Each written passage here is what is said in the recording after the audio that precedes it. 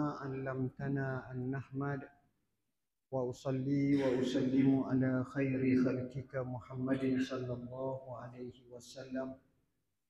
أشهد أن لا إله إلا الله وحده لا شريك له، وأشهد أن سيدنا محمدا عبده ورسوله. اللهم صل وسلم على سيدنا محمد وعلى آله وصحبه وبارك وسلم. أما بعد. Yang dihormati Datuk Pengerusi Majlis, yang saya kasihi Pengerusi Masjid An-Nur, Sahibul Fadilah Ustaz Luqman bin Muhammad Zaki, seterusnya barisan saf kepimpinannya, Ashabul Fadilah, tutu imam, tutu guru, para alim ulama, datuk-datuk, datin-datin, muslimin muslimat, hadirin hadirat, anak-anak yang dirahmati Allah sekalian. Alhamdulillah, pada kali ini sekali lagi kita dapat bersama dalam majlis yang saya harap kita semua dapat menuju ke syurga Allah.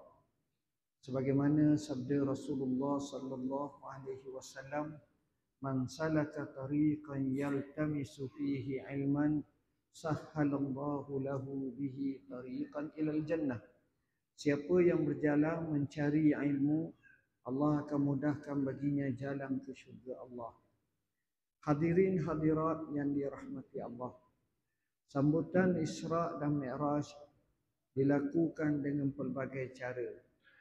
Saya mengucapkan syabas kepada Masjid An-Nur kerana telah mengacarakan dengan acara yang banyak untuk mendekatkan khalayak masyarakat, anak-anak supaya jinak kepada agama Allah, faham kepada agama Allah, seterusnya dapat beramal. Ini daripada masjid yang digerakkan dengan sebaik-baiknya. Saya tertarik pagi tadi saya kuliah subuh di satu tempat di Selangor. Satu masjid yang indah, ulang tahun setahun dimulakan dengan acara yang gilang gemilang. Semayang pun tadi saya tengok dekat dengan 7-8 saf panjang, ramai. Konsep gotong royong, pagi tadi makan roti canai, tebal sendiri, semangat. Begitu juga dengan qiyamul lail dan lain-lain. Jadi konsep yang hampir sama yang dibuat di sini, saya rasa inilah salah satu pendekatan yang baik. Mungkin boleh ditambah baik lagi pada masa akan datang dengan kita tengok bagaimana sambutan-sambutan yang mungkin kita dapat lakukan dan laksanakan dengan sebaik. Tuan-tuan dan puan-puan yang dirahmati Allah, Isra dan Mi'raj merupakan satu perjalanan luar biasa yang disebut dalam kitab-kitab sebagai mukjizat. Daripada Masjidil Haram ke Masjidil Aqsa, menaiki Burak, kemudian dimi'rajkan daripada Masjidil Aqsa ke langit pertama, kedua, ketiga, keempat, kelima, keenam, ketujuh. Kemudian di situlah dilihat Al-Baitul Ma'mur dan sebahagian Nabi-Nabi alaihi wassalatu wassalam. Dan kemudian dia bertemu Nabi Allah Ibrahim yang bersandar di Baitul Ma'mur. Kemudian akhirnya bertemu dengan Sidratil Muntaha. Dan Sidratil Muntaha ini adalah pohon bidara. Ada beberapa riwayat yang pertama umbinya pada langit ke-6 dan asas dasarnya atau pucuk dan semuanya pada langit yang ke-7. Betapa hebatnya Sidratil Muntaha, dikatakan daun-daunnya seperti ka'azanil fiyalah, seperti telinga-telinga gajah, dan buahnya itu dianggap sebesar seperti kakilali hajar ataupun qalah kalau kita gak ibarat tempayang besar. Di situlah tempat berakhirnya segala makhluk-makhluk dunia untuk sampai ke situ dan tidak dapat lebih daripada itu. Kemudian Rasulullah SAW dinaikkan sampai ke mustawa sehingga mendengar sarif al-qalam. Kemudian ada riwayat menyatakan sampai kepada Raf-Raf. Kemudian akhirnya bertemu dengan Tuhannya. Dan telah khilaf antara Aisyah radhiyallahu anha juga pandangan daripada Ibn Abbas bagaimana bentuk Nabi sallallahu alaihi wasallam melihat Tuhannya. Kepada 4 pendapat yang masyhur, sama ada Allah Nabi tak lihat secara langsung.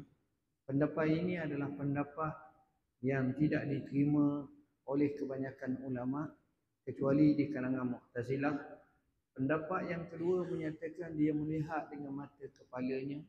Inilah pendapat yang dikemukakan oleh Ibn Abbas.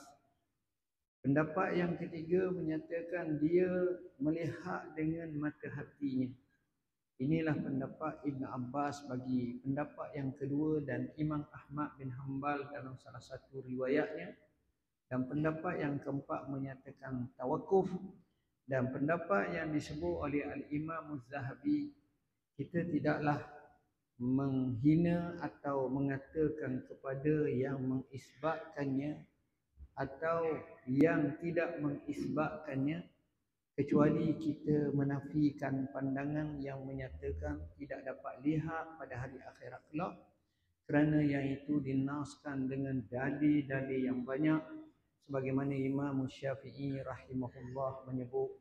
Dan Nabi sendiri menyebut dalam hadis, innakum satarawna rabbakum kama tarawnal qamara hadza la tadhammuna syai'a. Kamu pasti akan tengok Tuhan kamu pada hari akhirat kelak, bersyaratkan kamu masuk syurga, di mana tidak sama seperti kamu tengok bulan penuh purnama yang tidak dilindung oleh awan. Kemudian peristiwa ini dianugerahkan kepada Nabi sembahyang. Kata sebahagian ulama dalam setengah riwayat ada 3 anugerah. Sembahyang, yang kedua akhir daripada surah Al-Baqarah, bermula ayat walillahi ma fis samawati wa ma fil ard sehingga akhirnya. Dan yang ketiga jaminan Allah. Manusia yang tidak syirik dan sekutu dengan Allah akan diampunkan dosa apabila mereka memohon ampun kepada Allah. Hadirin hadirat yang dirahmati Allah, peristiwa yang agung ini berlaku kurang daripada semalaman. Yang disebut dengan lafaz Lailan. Lailan merupakan lafaz nakirah tufidu taqlil yang menunjukkan sedikit sahaja masa tersebut. Dan Rasulullah dengan selamat sampai kota Mekah. Kemudian pada waktu pagi bertemu dengan pembesar Quraisy dan dikisahkan kisah ini, maka ramailah yang cuba untuk membohonginya, mendustakannya, tetapi ada yang tetap percaya seperti Sayyidina Abu Bakar sehingga digelar sebagai Siddiqul Ummah.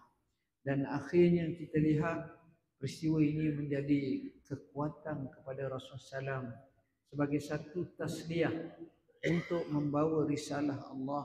Dan akhirnya segala ujian dan tribulasi yang dihadapi, dia tidak goyah dan dia tidak lemah, tapi dia tetap stabil dan dia boleh laksanakan dengan sebaiknya.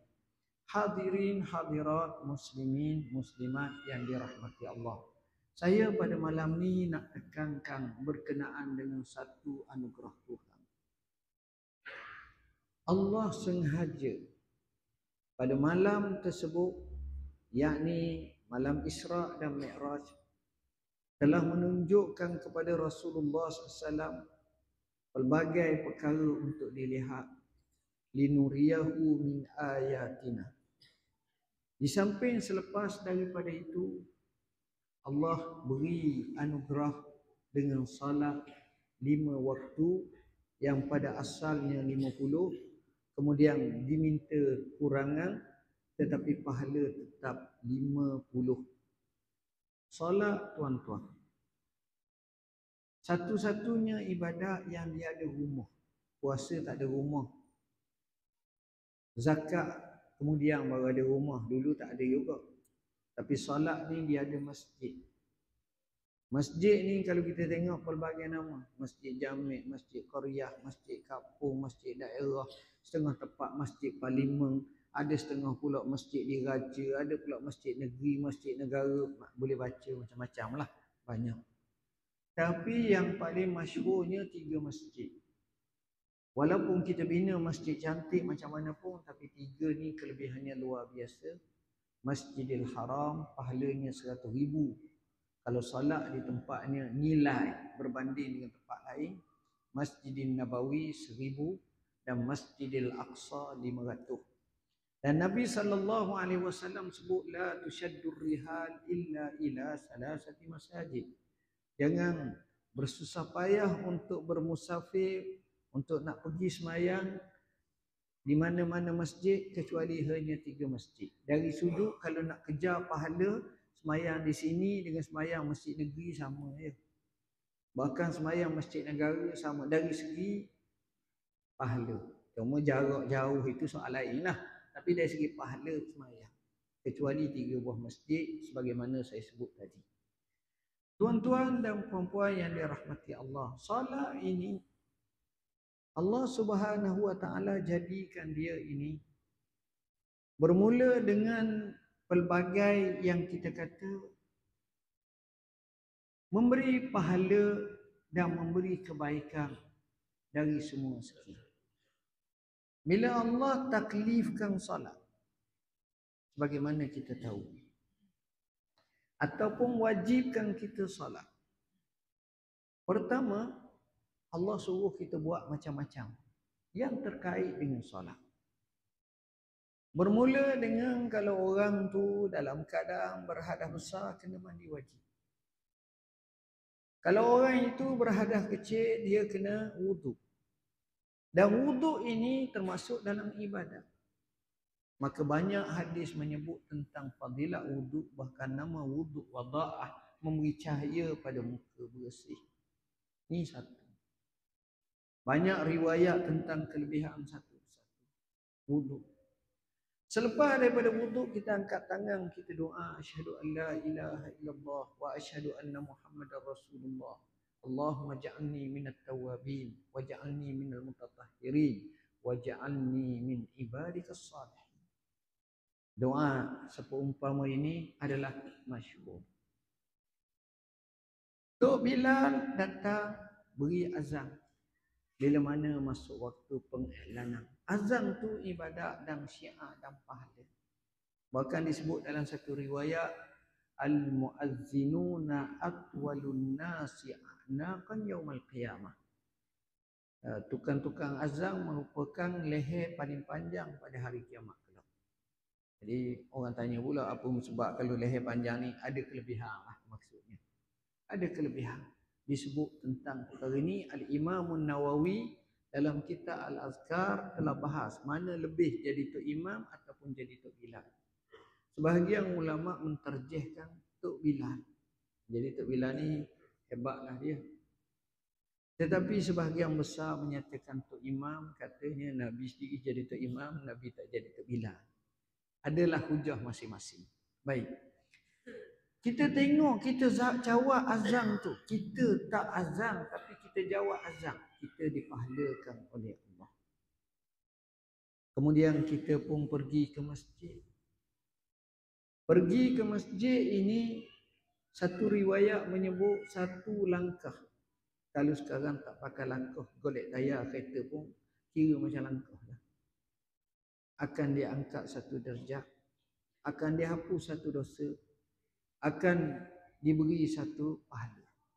Bayangkan orang yang pergi ke masjid. Dalam sebuah hadis Rasulullah SAW bersabda, "Iza ra'aitumur rajula ya'tadu ilal masjidi fashhadu lahu bil iman." Kalau kamu tengok seorang tu beradab, apa makna beradab? Selalu datang ke masjid, maka kamu saksilah dia ada iman. Sebab itulah mereka ini zaman dulu nak meraih yang ini pun pahala.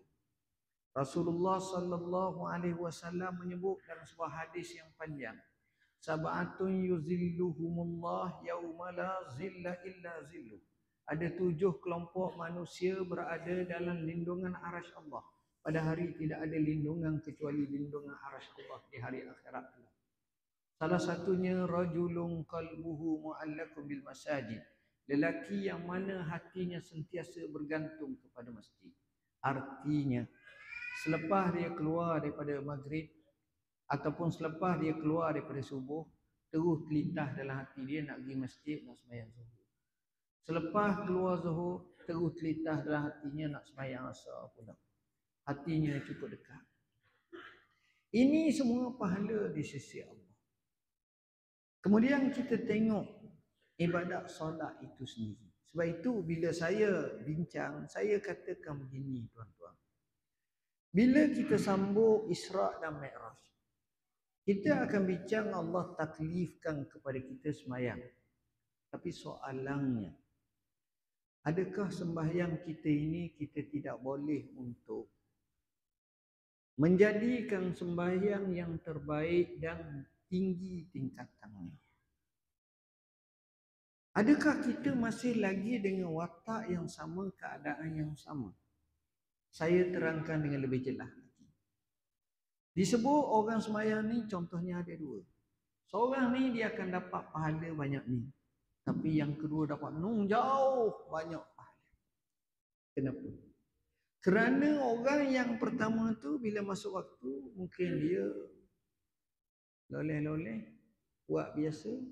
Akhirnya selepas jam 2 baru sembahyang seorang-seorang. Dia dapat pahala. Okey, dia telah tunaikan. Sebab solat ni dalam fiqh kata waktunya muasak, luah. Bolehlah. Tapi itu sekadar waktu jawaz, waktu harus. Dalam sembahyang dari fiqh kita sebut sembahyang ni ada waktu yang dipanggil waktu afdal. Waktu afdal ni lebih kurang 15 ataupun 20 minit masuk waktu. Artinya awal waktu. Dalam hadis Abdullah ibn Mas'ud ditanya, Ayyul a'mal afdal, apakah amalan paling afdal? Ada beberapa riwayat. Riwayat pertama menyebut as-salatu fi waqtiha, solat pada waktunya. Ada riwayat menyebut as-salatu fi awwali waqtiha atau fi awwali miqatiha atau kama qala. Solat pada awal waktu, sebab Nabi biasanya solat pada awal waktu. Ini beza dah. Hak pertama tadi sembahyang biasa, hak ni sembahyang awal waktu. Kedua, orang ni bukan sekadar sembahyang awal waktu, tapi dia sembahyang di masjid. Saya sebut hadis-hadis tentang orang di masjid tadi. Lebih dah lagi. Ketiga, orang macam ni, dia sembahyang, dia sengaja pergi tunggu waktu sembahyang di masjid. Yang disebut dalam hadis Nabi SAW, fadzalikumur riba, iaitu intizarus salah ba'da salah. Dia tunggu sembahyang. Ini maqam atau martabat yang tinggi. Seterusnya orang macam ini bukan sekadar macam tu. Dia nak pastikan dia berada di saf pertama. Disebut dalam hadis Nabi SAW, lau ya'lamun nas ma fi al-azani wa ma fi as-saffil awwal illa an yastahimu lastahamu atau kama qala. Kalaulah manusia tahu tentang kelebihan kedudukan pahala azan. Azan ni bang lah. Atau dia tahu tentang berada di saf pertama depan, nombor 1. Kalau perlu mengundi, dia sanggup mengundi. Kita terus ke ataupun kita terus? Saya kena tanya sebab saya tak tahu tempat lain suruh berhenti dulu, saya berhenti dulu. Sini suruh terus sebab saya kena tahu tempat, tak boleh lah kita buat. Tuan-tuan dan puan-puan yang dirahmati Allah, ni tengok. Kita duduk kita ni macam mana saf pertama sembahyang. Kadang-kadang orang tak ada saf. Sebab apa? Mai seorang saf mana? Ini cabaran. Saya sebut kisah seperti Al-A'mash. Al-A'mash ni kalau baca sejarah, dia ni pakar, muhaddis. Dia ni zaman Abu Hanifah. Dia ni orang yang amat alim. Dia ni sohor dengan kisah-kisahnya. Kami terjemahkan. Nama sebenarnya Sulaiman bin Mi'raj. Bila mana dia nak meninggal dunia, keluarga dia menangis. Dia kata, jangan menangis wahai keluargaku. Abah kamu ni, atuk kamu ni sudah 60 tahun tak pernah luput takbiratul ihram sama imam. Allah. Tuan-tuan, apa maksud tak pernah luput takbiratul ihram sama imam? Sekurang-kurangnya ada 5 makna. Makna yang pertama, dia semayang berjemaah. Saya tak pernah luput takbiratul ihram bersama imam, tapi semayang seorang. Mana boleh. Kedua, orang macam ni dia semayang di masjid. Ketiga, orang macam ni biasanya dia duduk saf pertama. Kalau dia mari saf ke-20, biasanya dalam tahiyat akhir je. Keempat, dia ni jenis tunggu semayang. Kelima, orang macam ni biasanya dia semayang khusyuk. Tengok orang-orang zaman dulu. Yang ini jauh daripada kita. Sa'id ibn al-Musayyib yang lahir sekitar tahun 15 Hijrah. Yang digelar sebagai Sayyidut Tabi'in. Dan dia termasuk dalam fuqaha us-sab'ah, 7 ahli fiqh di Madinah yang suhu. Ni lebih dulu pada Imam Syafi'i, lebih dulu pada Imam Malik, bahkan Imam Malik tu guru dia sebahagiannya. Siapa mereka? Raja' ibn Haywah. Siapa mereka? Sulaiman bin Yasar. Siapa? Al-Qasim. Siapa? Sa'id ibn al-Musayyib. Siapa? Ubaidillah bin Abdullah bin Utbah bin Mas'ud. Ramai lagi. 7 orang suhud-suhud. Hebat. Di kota Madinah dia memegang selepas zaman sahabat radhiyallahu anhum dari segi keilmuan. Sa'id bin Musayyib pernah buat 2 kenyataan. Kenyataan pertama dia kata apa? Dia kata, wallahi aku sudah 40 tahun tak pernah luput takbiratul ihram bersama imam di masjid Nabi. 40 tahun. Kita 4 hari pun tak lepas. 40 tahun. Allah bayangkan macam mana. Yang luar biasanya dia kata sudah 20 tahun, tadi 40 tahun. Yang kedua dia kata sudah 20 tahun ketika mana Tok Bilal ataupun muazzin azan aku sudah berada dalam masjid. Orang macam ni luar biasa. Cinta mereka.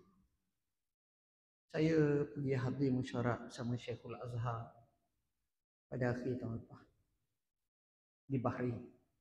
Jadi saya minta tolonglah, kata tiket tu pergi ke Mekah dulu lah, senang. Sebab hamba nak buat umrah sekejap atau pergi ke Madinah sekejap, walaupun 2 hari, 3 hari cukup lah. Sekadar nak buat umrah.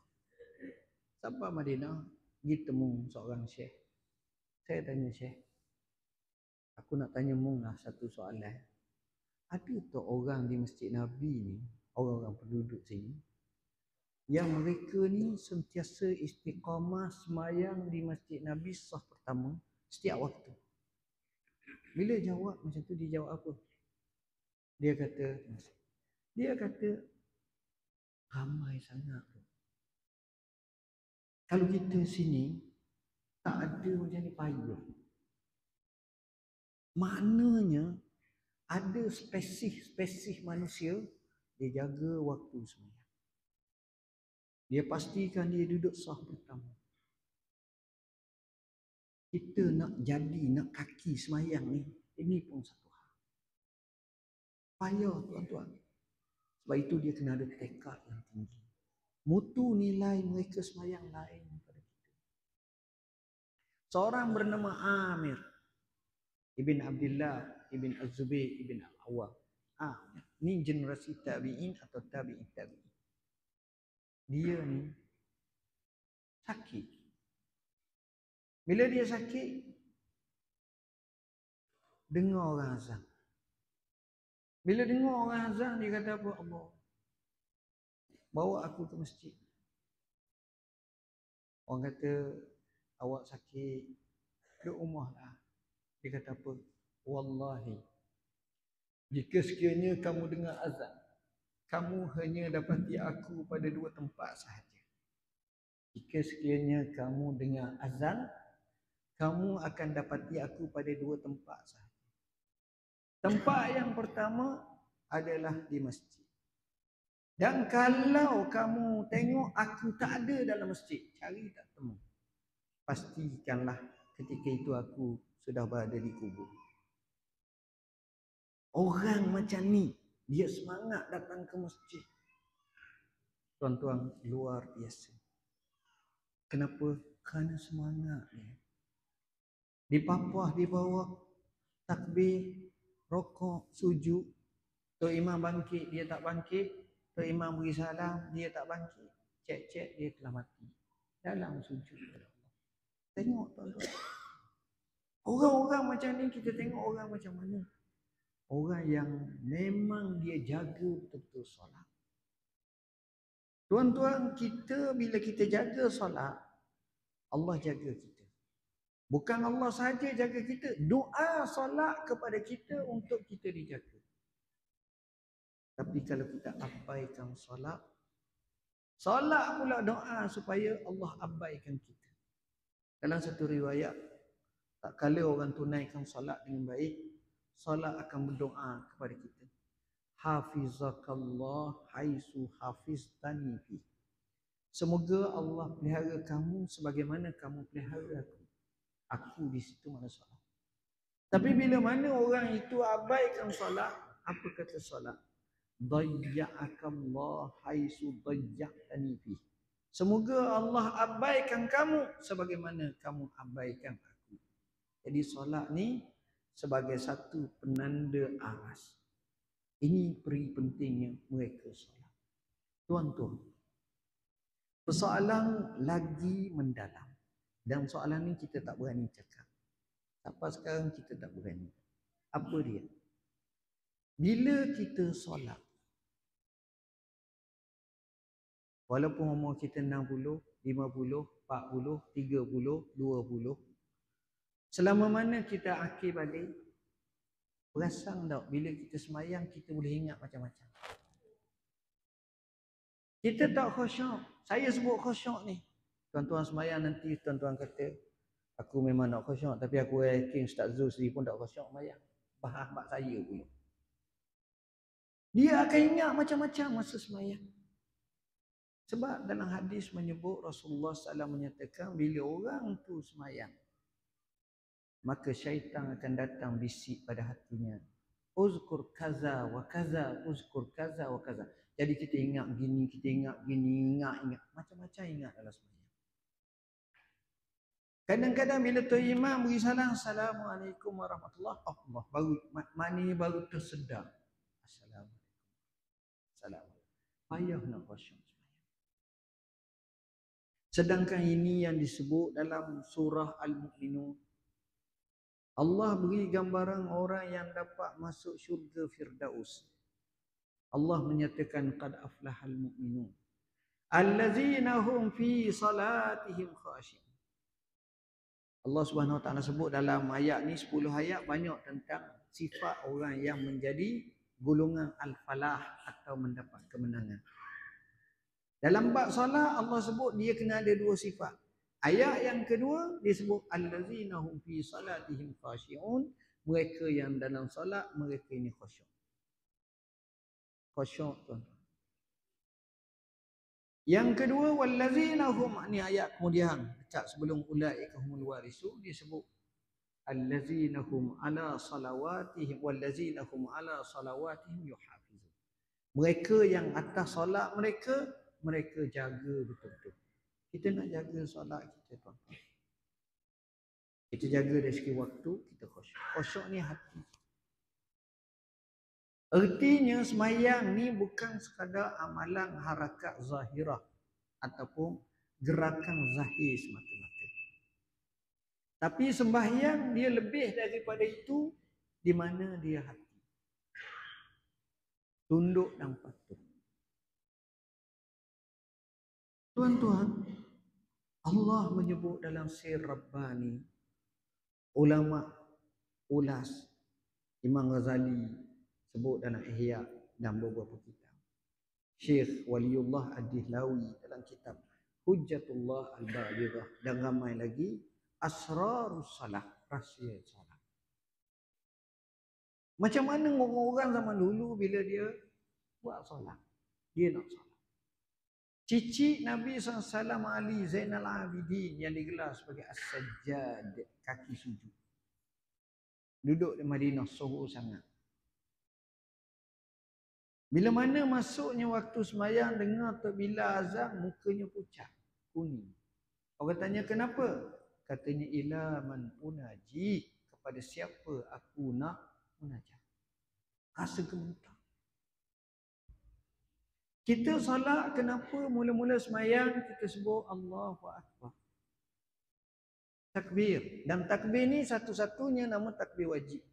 Dia panggil takbiratul ihram. Hak lain enggak dari segi fiqh, bila kita tukar tu dia panggil takbir intiqala, hukumnya sunat.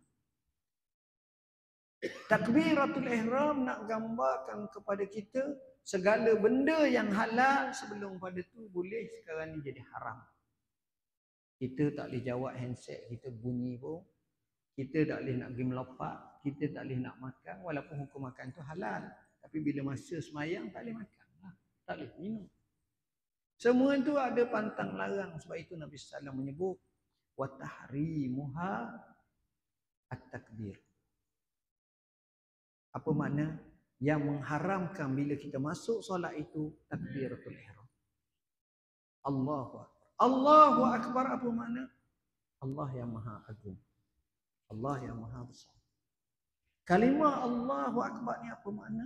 Dalam riwayat Anas bin Malik radhiyallahu an, katanya sahabat Nabi ni kunna iza sa'anna kabbarna wa iza nazalna sabbahna. Kami kalau naik tempat tinggi kami akan takbir Allahu Akbar, Allahu Akbar. Masa saya jadi mufti dulu, saya bertemu ramai orang. Antara yang datang ke pejabat kami dulu, pejabat saya meriah, ramah. Tiap hari ramah sama. Jam mutir sama. Ya, tiap hari dululah. Yang datang ni antaranya orang Melayu kita yang daki Gunung Everest. Dia mari sebelum datang, kadang-kadang lepas balik dia mari pula. Jadi saya tengok biasanya tubuh-tubuh ni tak layak semua ni nak daki macam saya ni. Dia fit tuan-tuan. Dia kena latihan stamina lain. Cara dia.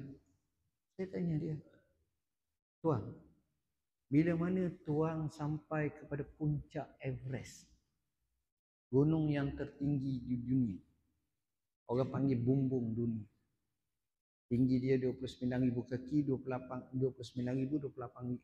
gitu kaki. Dia kata, bila kita sampai puncak tu kita rasa kebesaran Allah. Saya sebut Allahu Akbar. Mananya betapa kerdilnya kita, lemahnya kita, takbir Allahu Akbar. Allahu Akbar besar. Hebat. Apa kesibukan kita? Kerana Allahu Akbar, kita belakangkan urusan lain. Kita mulakan dengan sembahyang Allah. Kita boleh baca doa iftitah. Abu Hurairah kata, ya Rasulullah, selepas kamu takbir, aku tak dengar kamu baca Fatihah, melainkan kamu senyap seketika. Mau baca apa ya Rasulullah? Rasulullah jawab, aku baca Allahumma ba'id baini wa baina khatayaya kama ba'adta bainal masyriqi wal maghrib wa nakkini min khatayaya kama yunaqqas thawbul abyadu minad danas. Ini satu riwayat. Riwayat yang selalu kita baca Allahu Akbar kabira walhamdulillahi katsira, dan kita sebut wajjahtu wajhiya lillazi fataras samawati wal ardh. Ketika kita semayang, kita telah berbicara dengan Tuhan. Kita kata apa? Aku talakan ataupun aku hadapkan mukaku ni, wajahku ni kepada Sang Pencipta langit dan bumi, Allah. Jadi orang yang berbicara seperti itu, adakah dia boleh ingat kepada benda lain ataupun apa? Tak. Dia akan tumpu betul-betul dia ingat. Sebab sekarang dia berbicara dengan Tuhan Malikul Muluk, raja, segala raja. Keadaannya berbeza. Tuan-tuan, kita baca Fatihah. Kenapa kita baca Fatihah? Pertama, memang Nabi suruhlah la salata liman lam yaqra bi Fatihatil Kitab. Tidak ada solat bagi orang, maknanya tak sah semayang kalau tak baca Fatihah. Kena baca. Pak mazhab pun kata baca Fatihah, kecuali makmum masbuk. Itu lain. Tapi dalam hadis Sahih Muslim, Allah berfirman, qasamtus salata baini wa baina abdi nisfain. Aku bahagikan solat antara hamba-Ku dengan diriku ni dua bahagi. Lalu disebut, bila mana hamba-Ku menyebut alhamdulillahi rabbil alamin, aku katakan hamidani abdi, hamba-Ku puji aku. Bila kita sebut Ar-Rahmanir Rahim, Allah katakan asna alayya abdi, hamba-Ku puja aku. Bila kita sebut Maliki Yaumiddin, Allah katakan firman, ni hadis kursi lah disebut oleh Nabi dan Sahih Muslim dan lain. Apa kata dia? Majjadani abdi, hamba-Ku memuliakan aku. Bila mana kita sebut iyyaka na'budu wa iyyaka nasta'in, maka Allah nyatakan haza bi abdi wa li abdi ma sa'al. Ini adalah untuk hamba-Ku dan hamba-Ku berhak dia minta apa saja. Allah tak suruh kita minta melainkan dia pimpin. Minta yang teragung namanya hidayah. Maka kita sebut ihdinas siratal mustaqim. Tunjuklah kami jalan yang lurus. Tengok tuan-tuan, dalam sembahyang kita berbicara dengan Tuhan. Dalam sembahyang ada interaksi antara kita dengan Tuhan. Jadi bila kita faham macam itu lain. Dan kita tengok selepas daripada itu kita takbir. Takbir untuk rokok. Kedudukan kita rokok tu takzim kepada Tuhan. Bila takzim membesarkan Tuhan, kita sebut subhana rabbiyal azim. Kita puji subhana. Tasbih.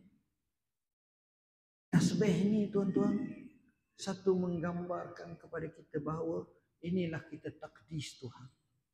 Dalam bab peribadahan tentang ketika mana kita rokok. Rokok ni kepala kita dengan punggung kita, dengan tubuh kita sama tinggi. Itu sebagai satu penghormatan kepada Allah Rabbul Alamin. Sebab itu tak boleh rokok kepada makhluk. Bila kita sudah kita sebut sami'allahu liman hamidah. Apa makna sami'ah? Allah dengar orang puji dia. Tadi kita puji, sekarang Allah dengar. Kita kata Rabbana lakal hamd. Wahai Tuhan, bagi kamu segala kepujian. Sini ada 4 riwayat bacaan. Sama ada Allahumma Rabbana lakal hamd ataupun Allahumma Rabbana walakal hamd atau Rabbana lakal hamd atau Rabbana walakal hamd. Semua itu dibahaskan oleh ulama dari segi ada masuk wow tu apa maksud, semua sekali itu panjang dan boleh sambung lagi sebagaimana dalam satu riwayat seorang sahabat bila sembahyang dia sebut selepas dia kata Rabbana lakal hamd hamdan katsiran tayyiban mubarakan fih, lalu Nabi kata siapa dia sebut, aku tengok hampir 30 malaikat berebut-rebut untuk mengaminkan dan puji orang ini. Dia sembahyang. Kita sujud. Bila kita sujud, tuan-tuan tahulah. Satu-satunya sah sujud kepada Allah. Sujud ni kepala kita, dahi kita yang tertinggi sama tinggi dengan kaki. Sujud ini sebagai ghayatul khudu'. Sujud ini kata Nabi SAW dalam sebuah hadis, akrabu ma yakunul abdu bi rabbih inda sujud fajtahidu lahu bid-du'a faqaminun an yustajaba lakum. Hamba paling dekat dengan Tuhan ketika sujud. Hamba paling dekat kepada Tuhan ketika sujud. Maka berijtihad bersungguhlah kamu untuk berdoa. Kerana ketika itu amat layak Allah terima doa. Tapi tak bolehlah dalam bahasa Melayu sebut. Mungkin kita baca subhanallahil a'la. Okey. Ini menunjukkan kita sentiasa bersama dengan Tuhan ketika sembahyang kita berinteraksi. Dan bacaan-bacaan kita itu jelas menunjukkan kita minta dengan Tuhan. Jadi sebab itu saya syorkan bila mana kita sebut tentang solat, isunya kita kena fikir dah macam mana kita nak tingkatkan rasa khusyuk kita pada Tuhan. Bukan masalah sembahyang sahaja, tapi masalah mutu dan nilai sembahyang. Boleh jadi satu sembahyang sahabat Nabi itu nak banding dengan sembahyang kita jauh lebih ia bermutu, bernilai di sisi Allah nak banding dengan kita. Kenapa? Kerana dia jaga betul-betul sembahyang. Dia faham betul-betul sembahyang. Oleh kerana itu, Nabi selalu niat suruh kepada kita sembahyang. Jaga sembahyang. Antara ucapan-ucapan akhir Nabi kepada kita, as-salatu as-salatu wa ma malakat aymanukum. Salat, salat, dan apa yang menjadi tanggungan kepada kamu berkenaan dengan anak isteri ataupun keluarga yang perlu kamu jaga dengan sebaik-baiknya. Jadi tuan-tuan dan puan-puan yang dirahmati Allah, nak bincang tentang Rasulullah sallallahu alaihi wasallam, Isra dan Mi'raj dan lain, bolehlah tengok dalam buku kami Garis Masa Hayat Rasulullah sallam. Ini daripada Nabi sehari sampailah umur Nabi 63 tahun 4 hari, dan kita sebut dengan garis masa umur Nabi berapa tahun, selengkapnya peristiwa besar dalam hidup Nabi kita telah zahirkan mengikut kronologi masa, dan di bawah ni penerangan di tepi ni sejarah ataupun tempat. Dan kalau kita tengok Baitul Maqdis yang kita sebut Masjidil Aqsa, saya merasa terpukul. Baitul Maqdis ni saya sebut macam mana peranan ulama seperti di Azhar dalam bab Baitul Maqdis, resolusi Azhar oleh Syekhul Azhar sendiri. Kita tengok Rasulullah SAW orang yang terkenal dengan kuat tahajud. Kita pun nak tengok macam mana cara tahajud yang sebaik-baiknya. Sekarang ni dekat nak dengan Ramadan, kita juga nak cuba tengok balik hukum hakam berkenaan Ramadan.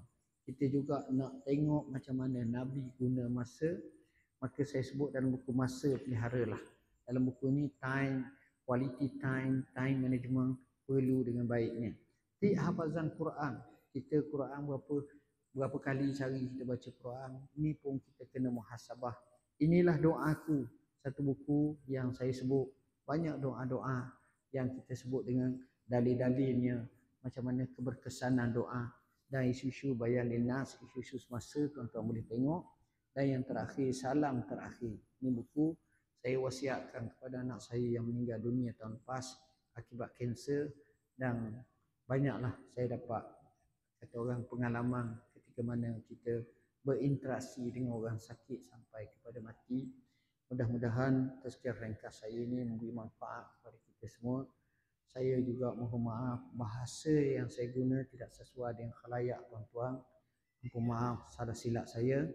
Aku qauli hadza wa astaghfirullahal azim li wa lakum. Sekian, wassalamualaikum warahmatullahi wabarakatuh.